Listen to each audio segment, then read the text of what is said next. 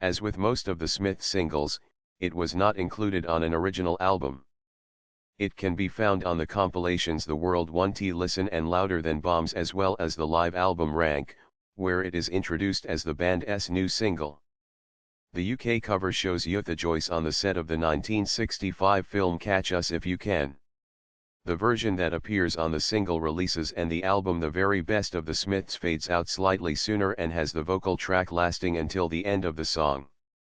The backing vocals in this version are also mixed differently and are louder. The version that appears on all albums, save for the one listed above, fades out later, though the end of the track is audible, albeit at a very low level, and has the vocal track ending before the fade begins. Craig Gannon, one-time rhythm guitarist for the Smiths, has stated that he came up with some of the guitar part for Ask during his short stint as a member of the band. Me and Johnny were sat in the library playing acoustic guitars and they must have been mic'd up as we were probably putting down the acoustic tracks for Panic.